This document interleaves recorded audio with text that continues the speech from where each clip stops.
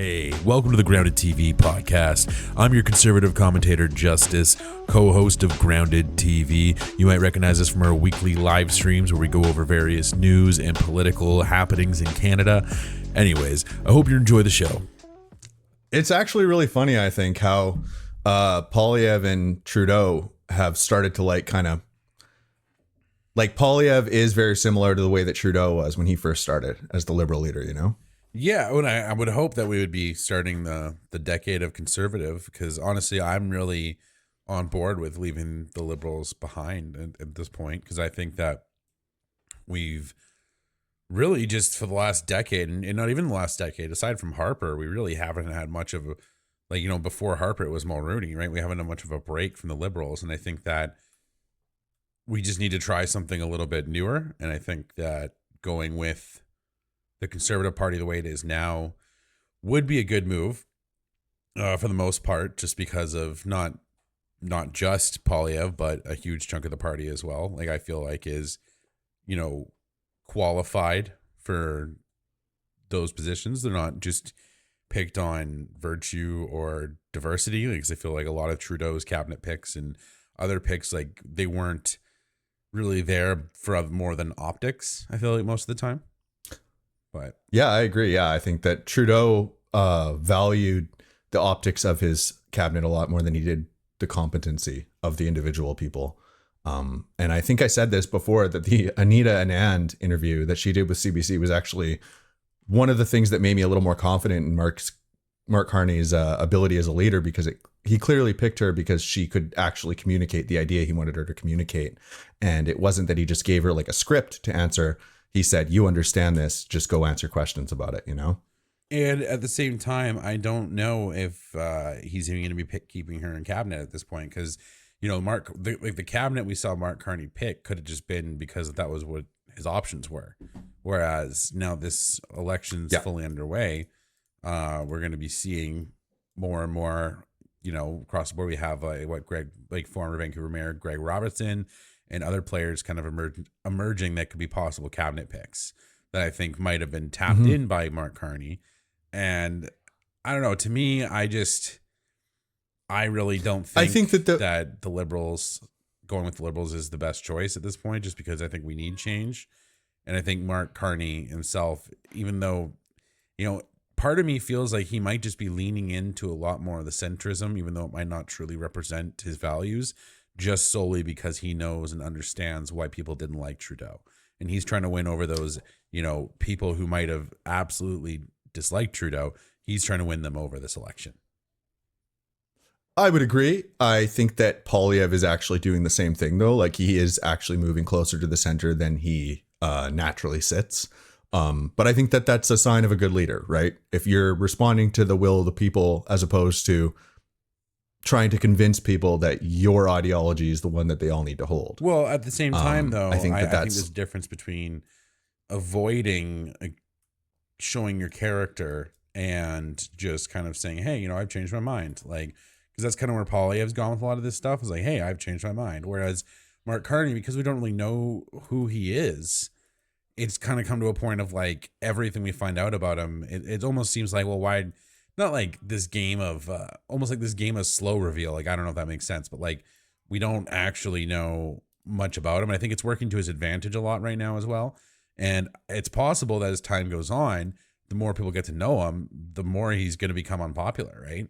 And not to mention all this recent rhetoric with Trump. And I don't know if you guys have seen this, but check this out.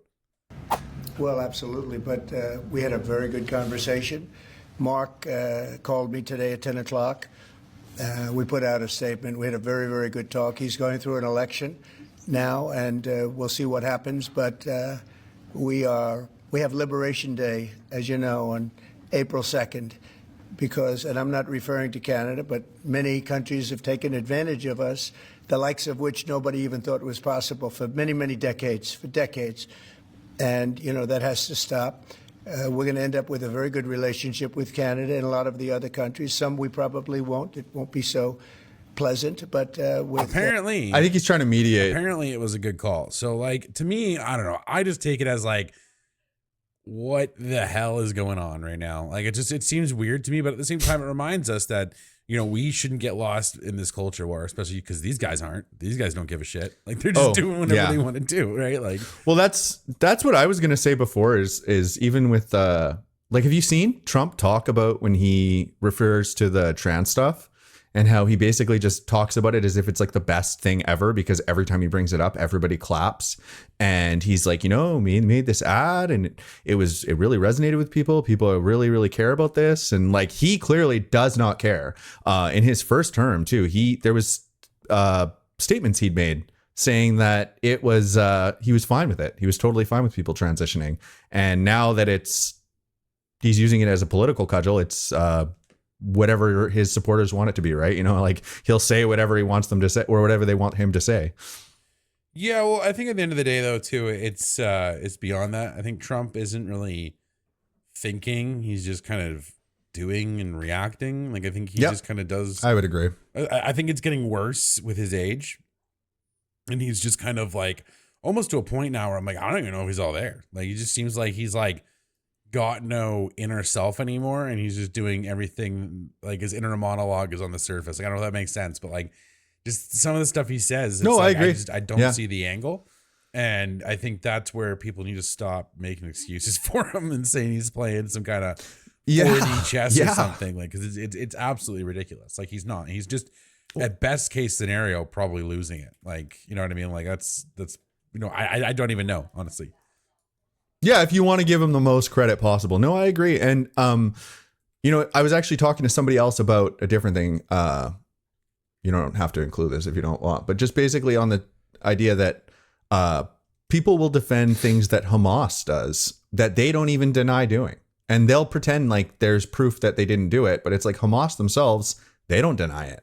And Trump's the same, I feel like sometimes that people will defend him from things where he's not even denying that he did it, right? Like he's not giving the same defenses as his supporters are. Well, and I think we literally talked about this last week about people trying to make excuses for their heroes, right? And like this is what people do because you don't want to believe that this person's a bad actor in any way. And same thing with like stuff like Pierre Poilievre does. I'm always trying to see it like trying to look at it through both lenses here. And like what I get from it is at the end of the day, a lot of like the reporting is right. Like he's going to make a lot of aggressive cuts. If you're a government worker in a government union, you're probably not going to be a big fan of it.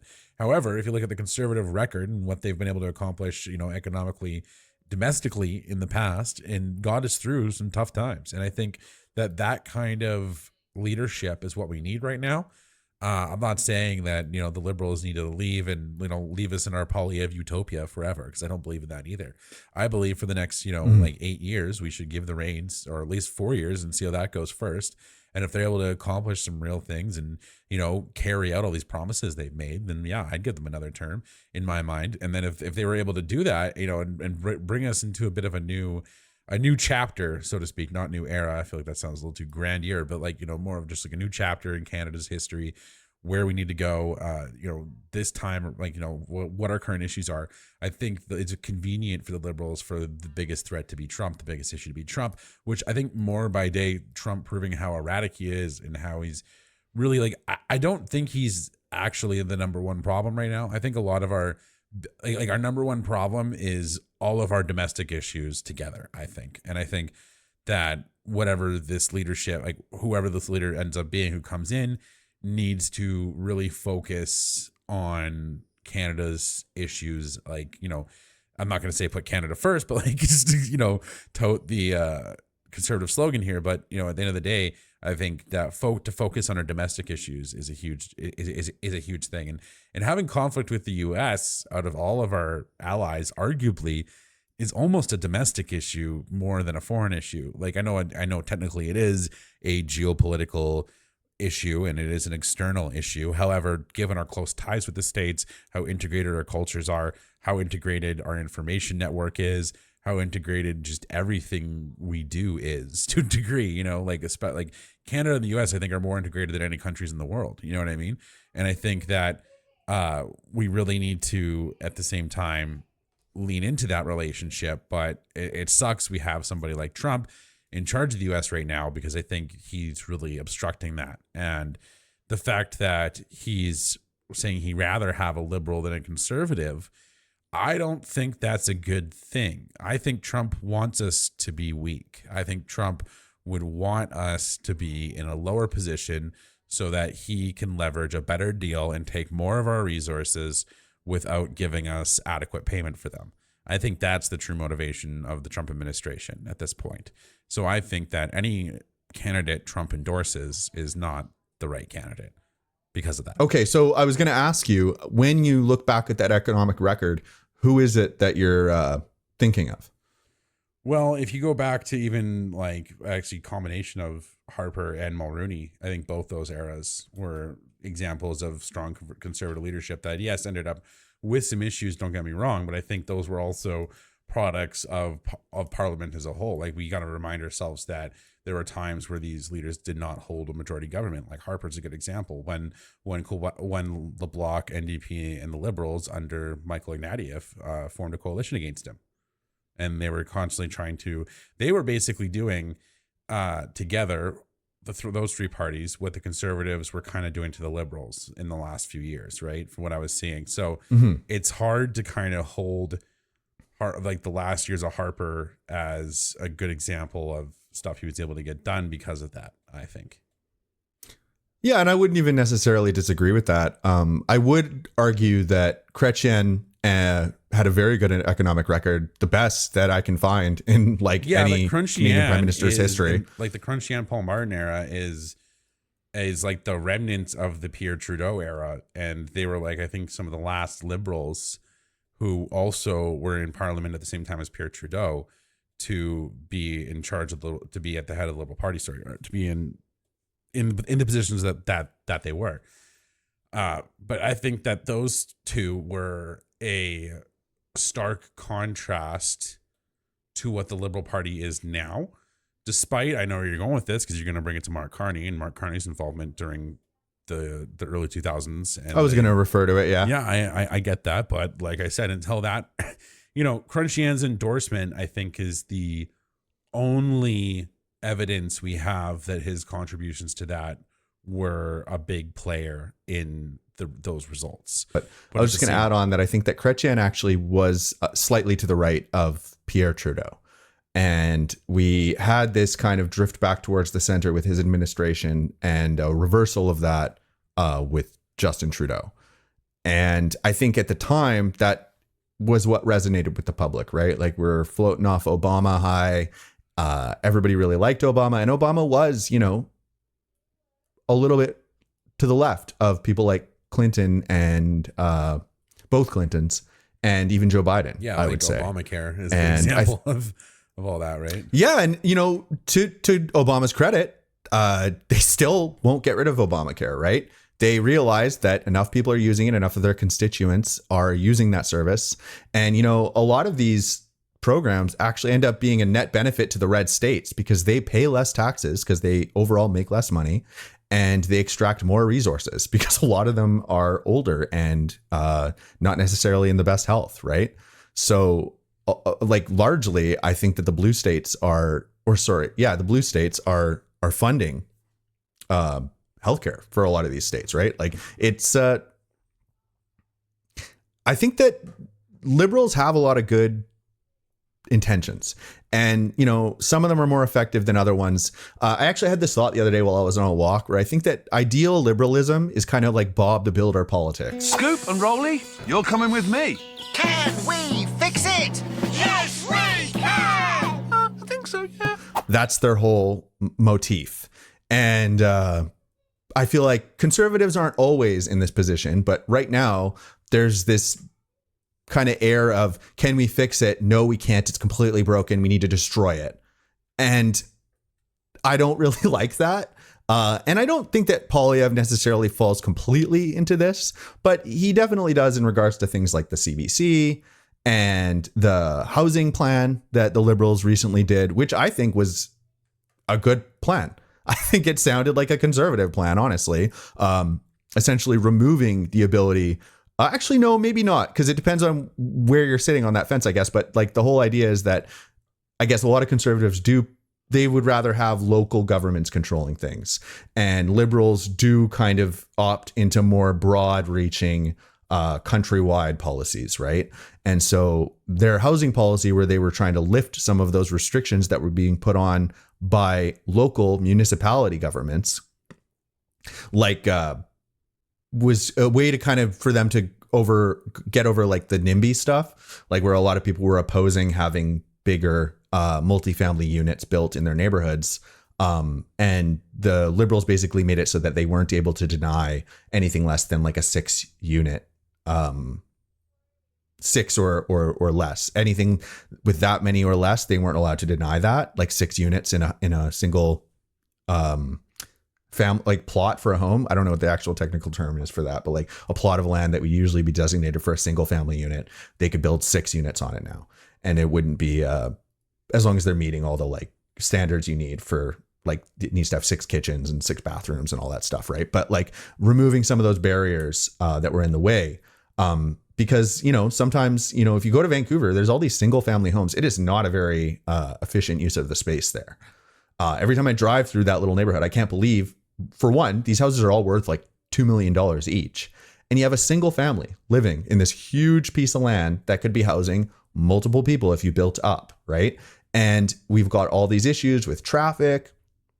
The roads aren't wide enough, and people are having to travel really far for work, and the rents are so high. And this is a huge contributor to that problem, right? So I think that that was a good policy. And it bugs me when Poilievre I feel like anything with that liberal stamp on it is immediately thrown into the wastebasket, right? In the same way that Trump with the CHIPS Act. I think that's changing. You know, I think that tide's turning with Carney. I hope so. With Carney's administration also kind of doing it to him, it gives Poilievre a political reasoning to do it without seeming too liberal, right? And I think the problem is that endorsing Trudeau or even being nice to him in public was somehow politically damaging. You know what I mean?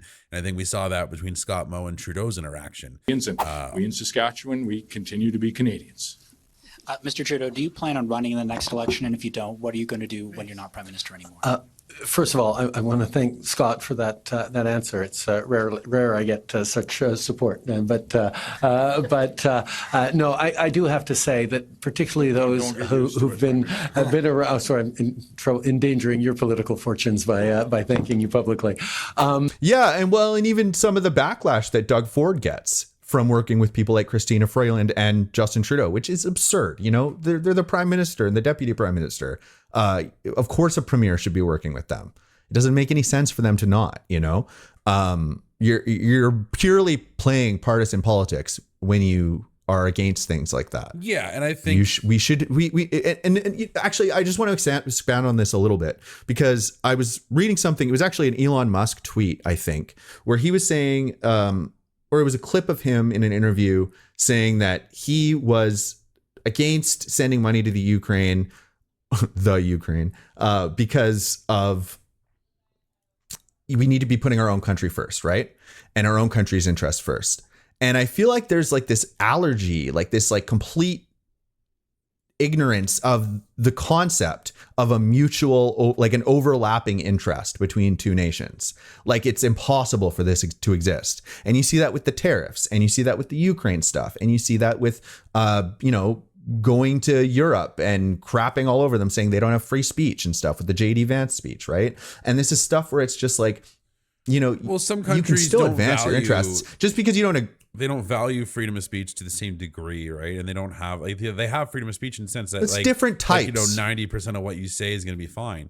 But a good example is like if you played a recent game that's come out of China that a lot of people are playing. So it was, I think, one of the #1 games on Steam shortly for a little bit was Marvel Rivals.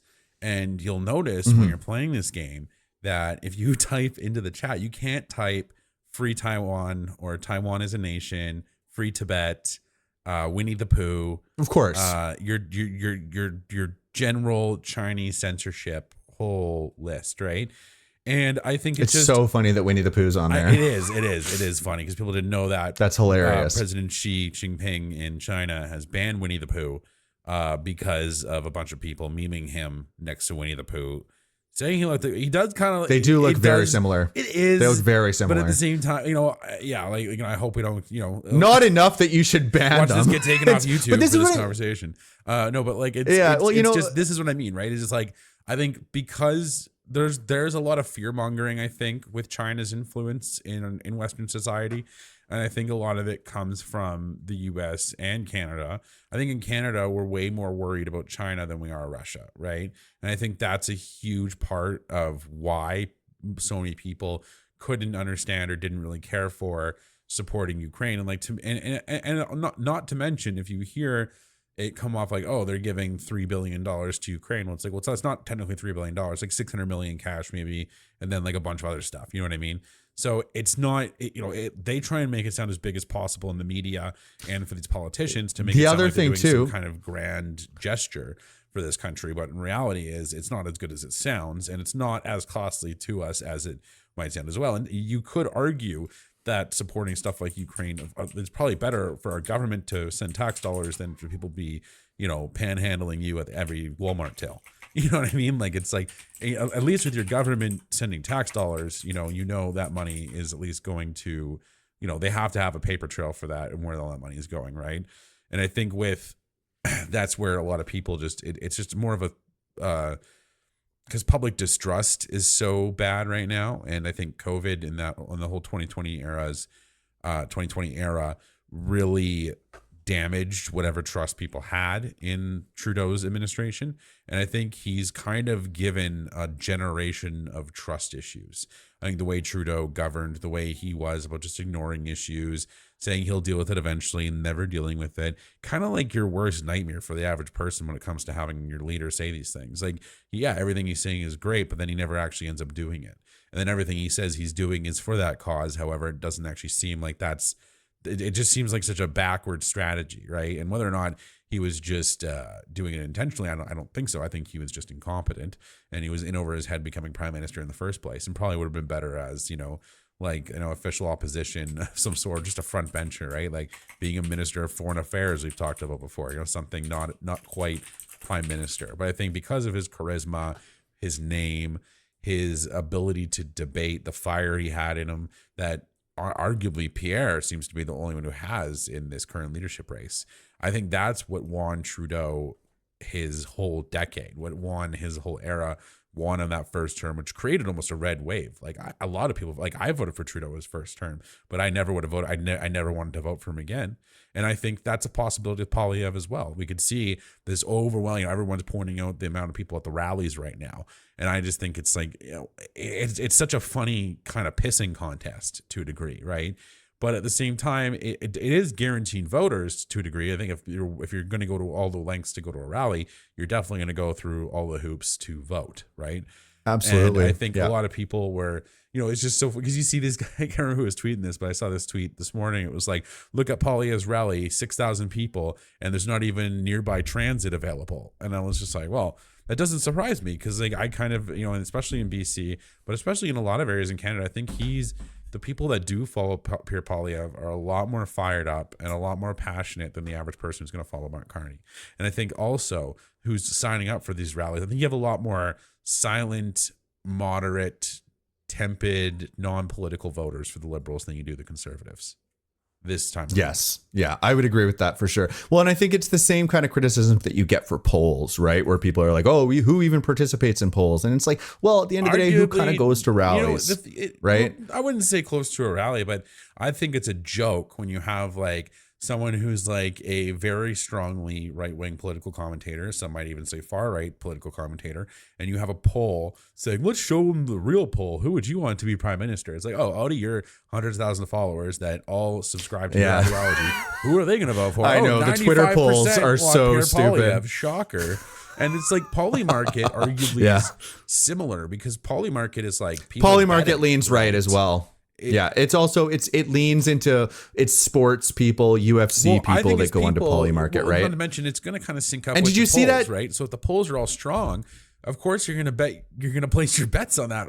I think that's where a lot of people go, right? Like, and before we move on too much, I just wanted to, because you talked about quite a few things there, and I was waiting to say stuff. Sorry. So when you talked about the Ukraine and the money going to Ukraine, you were referencing the value of the stuff that was being sent. And I heard this point brought up the other day, and I had never actually thought about it, but the stuff that's being donated to them is largely old stuff, right? And the price that we quote for that aid is the price that we paid for it. So it's as if someone goes on Marketplace and sells like a huge bag of their kids' clothes for $10, and then they say it was $400 worth of clothes, right? Because that's the price they paid if you bought everything new. Yeah, and yeah, sorry. No, yeah, and then the other thing too as well, I just wanted to add, was on the Trudeau thing is, I don't know if, I think you could actually probably could cut a clip in if you wanted to of it, but if you haven't watched it, About That did a really good episode on Trudeau's opinion rating falling and then rising shortly before he left. And there's a lot of time spent on how initially when COVID happened, he was seen as sort of a guiding light through that, like he was on TV every day and he was, telling people what was going on and all this stuff. I think that's exactly what's going to get us through the coming months of a nation. We are stronger together today than always. But then he vilified the vaccine hesitancy so much. You know what? If you don't want to get vaccinated, that's your choice. But don't think you can get on a plane or a train besides vaccinated people and put them at risk. That I think a lot of the grassroots hatred for Trudeau, it existed. I'm not going to deny. I knew people in high school from when Trudeau first got elected that absolutely hated Justin Trudeau right from the get-go, right? But I think that the stuff with the vaccine obviously really didn't help him. And I just think it was interesting to see that like even CBC is they have journalists that are willing to acknowledge this and talk about it, right? And how much that affected him and how, it wasn't made in an earnest attempt or any kind of good faith to actually tell people, hey, like, we understand if you're hesitant. We just want to let you know that there's all these resources you can look into to help you understand how it works and all this stuff. And, if you are deciding that you don't want to get it, just remember that you may be vulnerable to transmitting the virus more, blah, blah, blah, blah, blah, blah. If you could make up something to at least make people feel like they do have that choice, right? Rather than making it into a thing of you need to do this or you're a selfish piece of shit and you need to go to, you know what I mean? Like it was not handled very well. And I think that really did it. It changed people's view of him because it went from him being kind of just this like happy go lucky kind of, oh, I'm going to legalize marijuana and I got nice hair kind of guy to being somebody who people did, however misplaced this feeling is. I don't think he really was ever or close to being an actual dictator, but I think that it gave people that impression because of the level of control that was being exercised over their lives and him being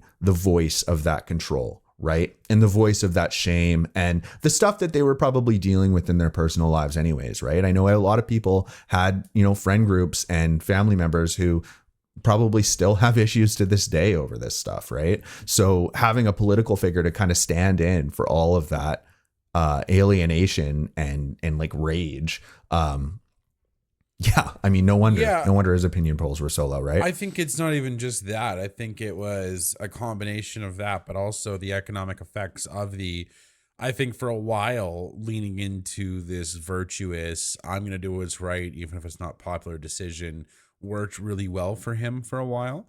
And he was almost like a punk in the Liberal Party, right? To a degree, like he was going against the norms when he started, right? Like when he started, there was still a lot of graybeards in the party, right? Much like Polyev. Yeah, exactly, right. And then over time, much like Polyev, that party, his own party, right? Well, it was, it's funny. I saw somebody make a comment. It was a joke where they said, "Who are you voting for in the 2029 election? Mark Carney or Doug Ford?" And I just thought it was kind of funny because Doug Ford is in a riding that is a little more purple. And, part of his advantage there is the fact that he's a little more to the center, right? I don't think that if he was perceived as somebody that was fully bought into the Polyev camp, that he would necessarily do as well in Ontario as he does. I think people see him as more of like an independent than an actual conservative, right? Like he kind of has his own views on things and he's willing to work with whatever prime minister gets in there. That's literally what he said, right? And, to be fair, he had just gotten a mandate in his own province as well. And the way he had framed it was that we're going to be busy. We don't really have a lot of time to help him campaign.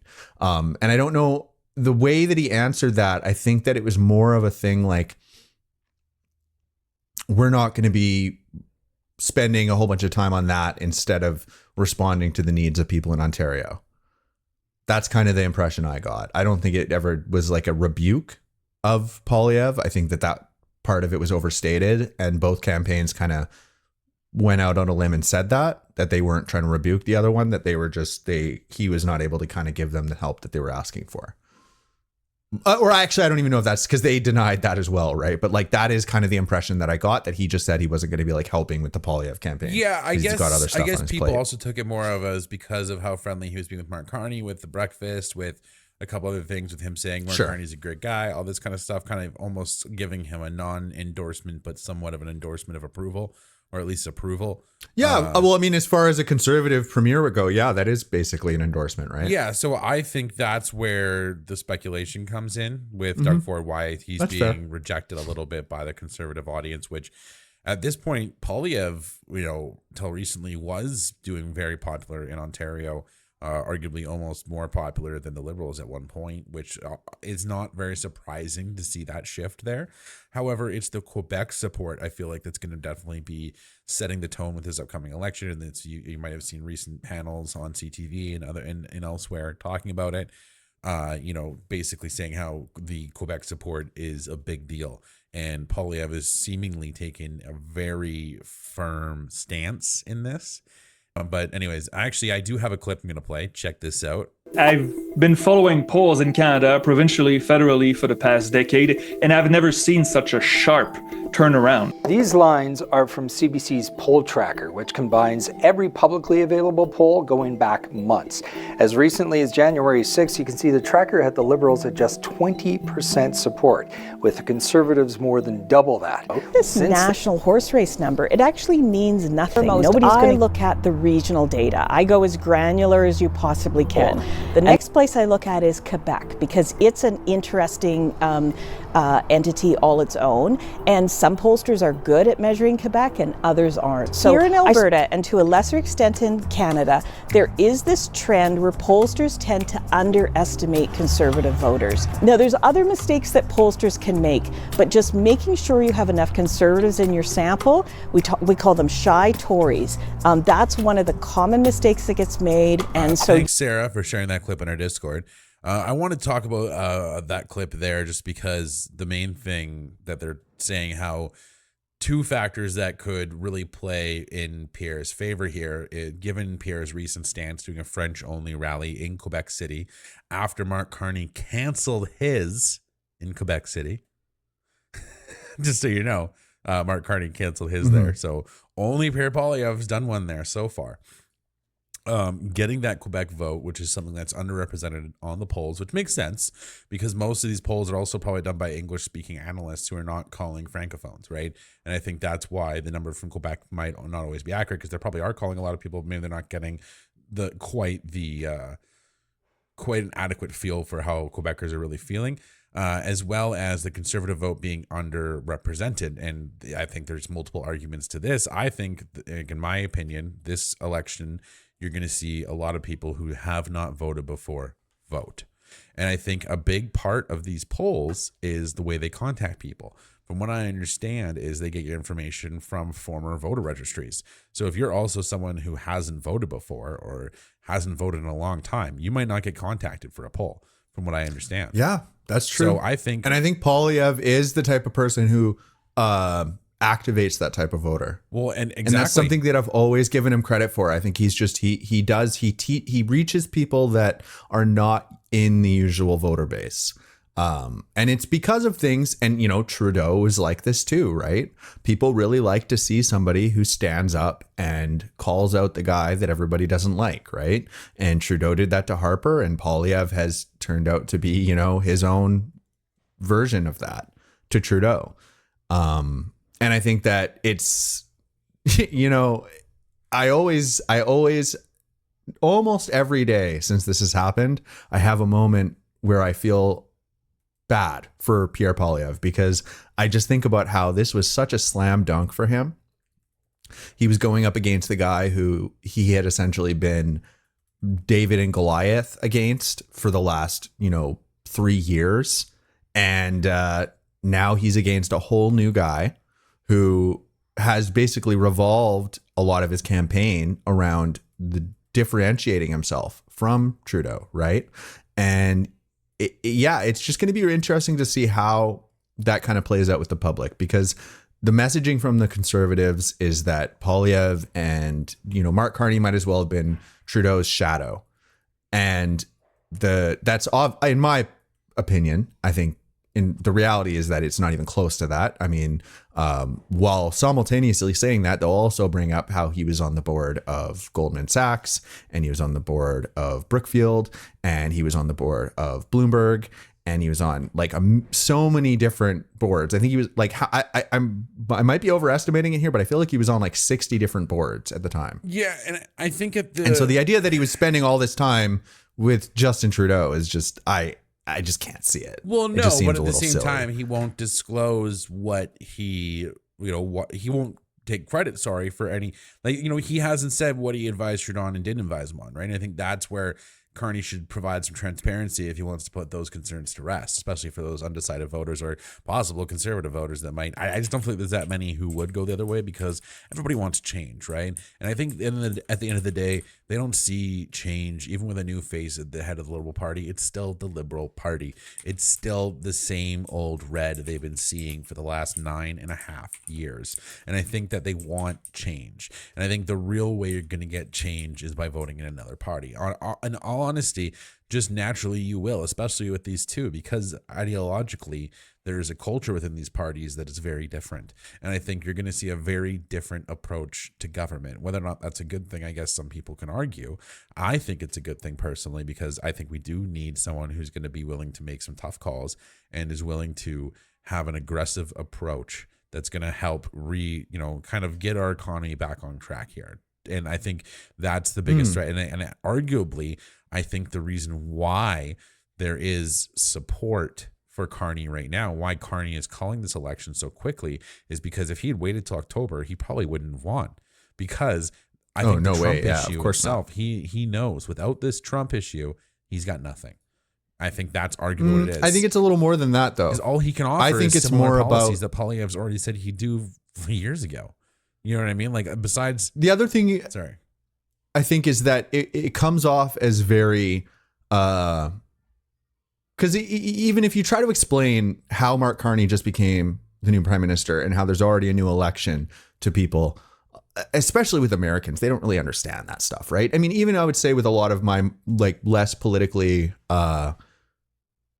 involved friends and family, they don't really understand that either, right?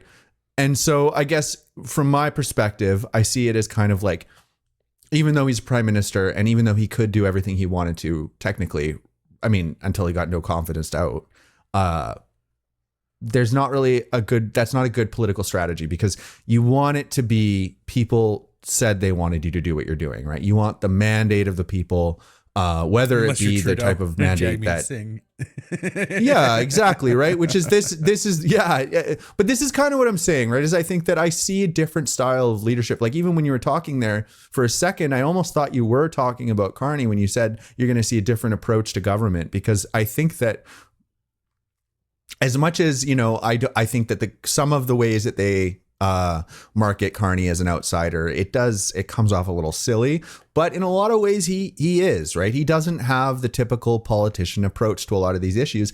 Even I would say the statement he gave recently, where he kind of said that the American and Canadian relationship is not the same anymore, and that's done.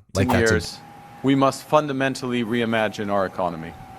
We must ensure that Canada can succeed in a drastically different world. The old relationship we had with the United States, based on deepening integration of our economies and tight security and military cooperation, is over.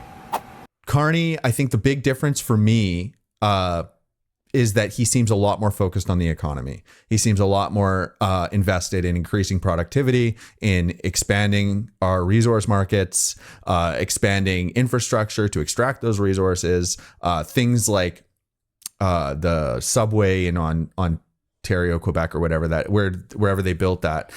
Stuff like that is huge for productivity, right? It expands job markets for people. People can get to work easier.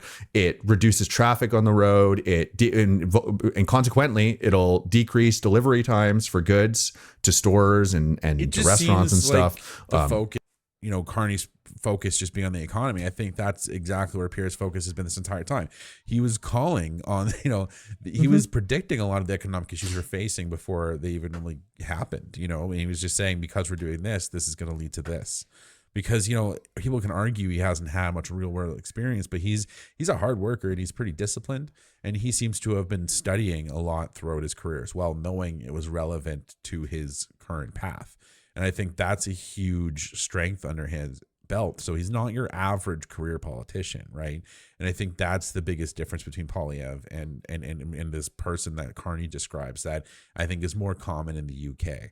And I think that you see, and it is common in Canada, don't get me wrong, but I think you're not going to see as much of that in this current Conservative Party, just because of what the Conservative Party's been through in the last decade since Harper's departure, and since Trudeau came into power. That party has also been under quite a transformation over time, and I don't think that they were really ready to actually lead the country or form government until Poilievre was elected leader. Up to that point, they seem to have a lot of issues, and like what I was going to say earlier is Poilievre managed to almost triple the membership of the Conservative Party from 250,000 to 675,000, which is insane. And that is just since he's become party leader. That's how many members are in the Conservative Party now in Canada. So I think that's something to also take into consideration, is he's managed to take this party that was not doing very well and was not even really it was the second main contender, but people didn't know how long the Liberals were going to maintain power for. Honestly, I didn't think Trudeau was going to have anyone who was willing to really challenge him. And I didn't really know, when I first saw Poilievre, was him, the infamous remote 2020 House of Commons video, 2021 House of Commons videos before he was party leader, when he was just grilling Trudeau in committee meetings, right, as an MP. And I think that was just showing kind of his character and who he is. He is an attack dog, don't get me wrong, but I don't think he's a meathead. And I think that's where people kind of I think he's a pretty smart dude who's got a pretty good understanding of what we need. Does he have the salt to be able to actually take his team and enact all that? That's another question, right? And I think that is something we're going to see. And who knows, we could end up with a Conservative minority government, right? And then we could have another NDP Liberal coalition that could just obstruct everything the Conservatives were trying to do. I hope that never happens again. However, I would hope that if we do have a Conservative minority government, that if Mark Carney is as wise as everybody says he is, he will work with the Conservatives. And he would at least allow them to do the things that he had on a similar platform, and not just, prevent it out of spite. And I think that time will tell when we see that happen. But I think when it comes down to it, because he hasn't been exposed, people don't really know who Mark Carney is yet. I think it's working to his advantage right now, but as time goes on, that advantage is going to lose its edge. And I think right now we're seeing is these polls are representations of the essentially a popular vote, right? A federal voting intention poll, essentially, from what I understand, ends up coming out across as just a popular vote. And I think that's essentially what we're seeing, where Carney's coming on top, also because of where he's popular right now, right? And I think he's also been able to kind of win over some of Western Canada, which I think is a huge influence on those projected numbers, right?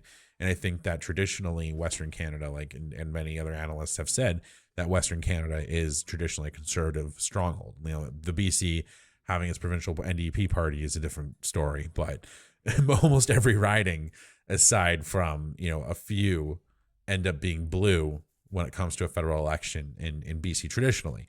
But that's not quite what we're seeing right now, is I think that he's managed to win over a lot of the NDP voters that feel a little homeless right now because of Jagmeet Singh's poor leadership.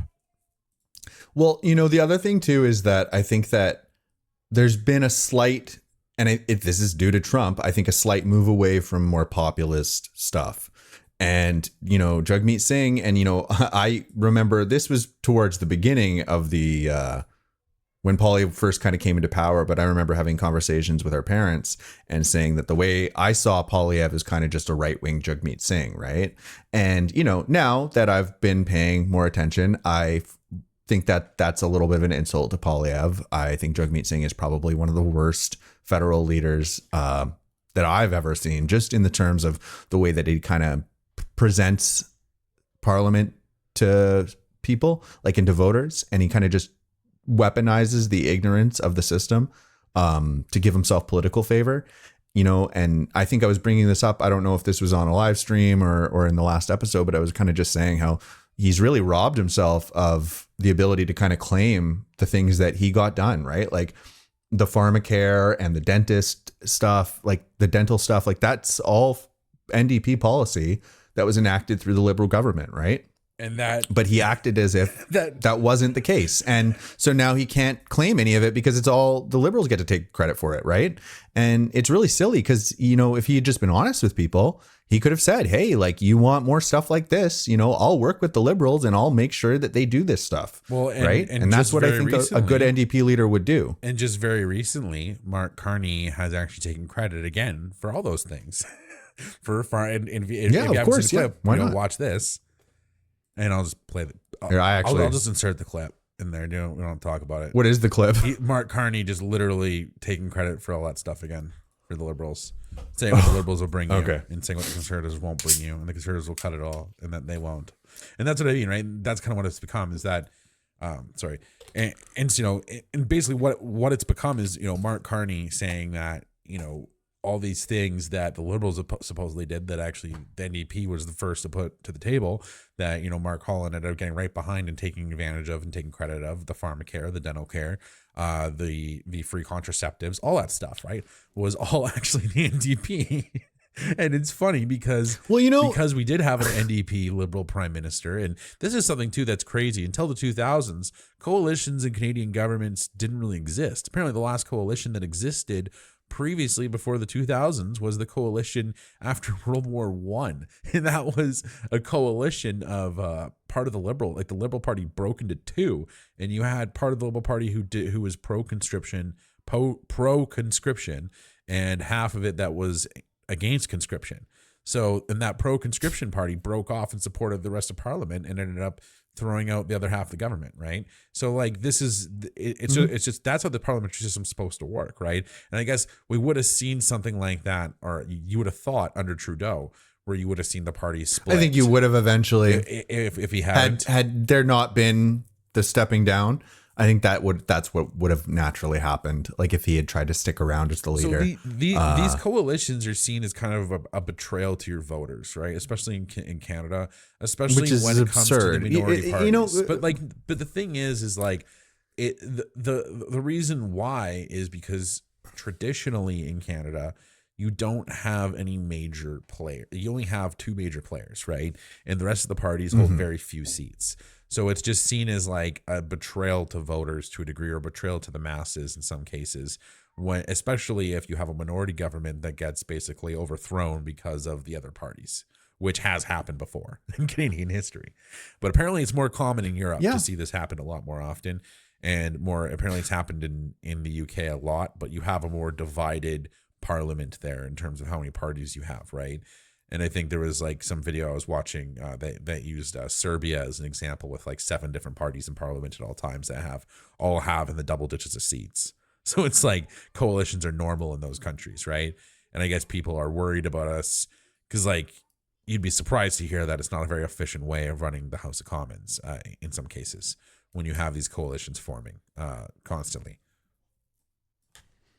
Yeah, well, this kind of just goes back to the thing I was saying at the start, where I feel like there's this lack of acknowledgement that there can be overlapping interests, right? Like, why can't we just find the things that we want to get done together, agree that we're willing to work together to get those specific things done, and that's that, right? Instead, it's this whole like, everything you guys want to do is evil, and everything we want to do is good. It's this like dualistic nature of politics where, you know, everything with an L on it is bad or everything with a C on it is bad. I think it's changing. And vice versa, right? I think it's... I hope so. I honestly do but believe it's changing. I feel like it's becoming...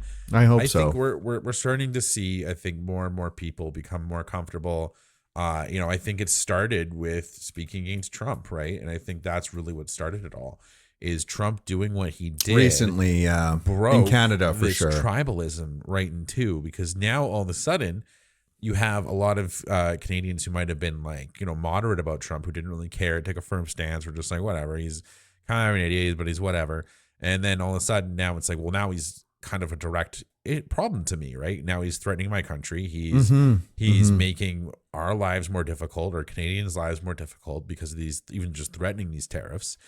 And now, not to mention, arguably meddling in our elections again with with the endorsement we talked about earlier, right? And it's just like the amount of just crap he's thrown at, like he's just kind of just able so easily to cause waves in our country and our political landscape, and I think he loves it, and I think he knows it, and I think at this point he's just doing whatever, he's just saying whatever he wants because it's fun, because I don't know, maybe it's just part of fun to him. I don't know what it is at this point. I really can't tell, but I don't even know if he's lucid anymore. I don't know if he's just like a I was just saying he's like the lights are on but nobody's home. I was just saying I think the tribalism is breaking, and that people are starting to kind of be forced out of that way of thinking, and they're like, hey, now I have to formulate my own opinion even further on my own, right? And I think that's something that can seem daunting at first, but I think most people, you kind of get forced into it when you have something like this happen, right?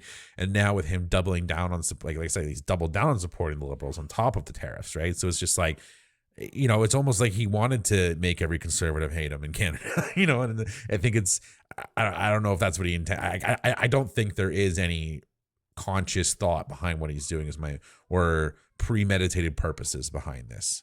And I think that's the best way to put it. Yeah, I think that he's got a general way that he approaches everybody. And when it works, it works. When it doesn't, it doesn't. And that's just kind of how he lives his life, you know? I mean, you even see, I don't know how much you've looked into that thing with Eric Adams in the States, but like Trump has, and, you know, just like they said in that JJ McCullough video where Tim from the Bulwark was saying that you know, Trump is rooting for the enemy, have tried to say, well, he's playing a four-dimensional chess or whatever. Do you think there's anything to that? Trump is eating the pieces. Here's what Trump does. He compliments people that compliment him. And so he is annoyed. He probably knows nothing about Pierre, to be honest. He probably knows extremely little. What he knows is that he's supposed to be the conservative and that he said mean things about the tariffs. And so that's it. You're done. Trump. You know, if you attack Trump, you're done. If you compliment him, it's great. If either of us put on a red hat right now and said, hey, we love Donald Trump, we've changed our mind, we were totally wrong about him, immediately Trump would send a bleat about us on his social media and welcome us and say how great we are. Like that. He's a very simple man in that regard. So I guess the point of bringing that up was just to say that I don't think that Trump really cares whether Canada goes conservative or liberal. It makes no difference to him. I don't think that he cares what happens to the Republican Party when he's done being president, right? Like, I don't think he has a really hard interest in either ideological side. He just kind of cares about his own legacy and like getting the things that he wants to get done, you know? It really is his interest at the top of the ticket, right? And I think the other thing that he has that's a huge advantage is a lot of people go to him for basically their stance on everything, right? And, you know, what we were just talking about where people are kind of having to back away and reassess and make their own opinions on things. And you were saying, like you said, it's difficult, right? And I think that what Trump has been for a lot of people is they just assume that what he's saying, you know, I agree with basically everything this guy says. So he says this thing, that's my stance on it too. I don't have to look into it. I'm just, you know, I'm usually on the same side as this guy. And I mean, I think we're all kind of guilty of this sometimes. I've had times where I bring things up and I have to think to myself like, oh, where did I get that idea? You know, and it's like, oh, I got it from someone else and now I'm repeating it. And it's not actually an organic idea of my own. It's just something that I heard somebody that I trusted say, and now I'm repeating it. Right. And I think everybody does it. And I don't think it's like an evil or bad thing, but I think that it's healthy to kind of re-examine on where we're getting those claims from, because, you know, we all know, and, you know, even people that are big fans of Trump will admit that he's not always being truthful, and that he does just kind of say things sometimes and he doesn't really mean them, right? And so, yeah, you get this kind of Schrodinger's candidate where you can kind of just, you know, believe what you want to believe and not believe what you don't want to believe. And yeah, that's not a good thing, right? Like, we don't want to be in a world where you're not verifying the things that you believe. You should, you know, look into all of it. Don't repeat things if you don't know that it's true. Just because you think it's true doesn't mean that it's worth repeating to somebody, right? Well, I just can't get past how much Trump has fueled the Liberal Party's campaign, because even they're able to somehow say, I can handle him better. Thanks for watching the GroundedTV podcast. Please like, share, subscribe, comment, and let us know what you think. We want to hear from you.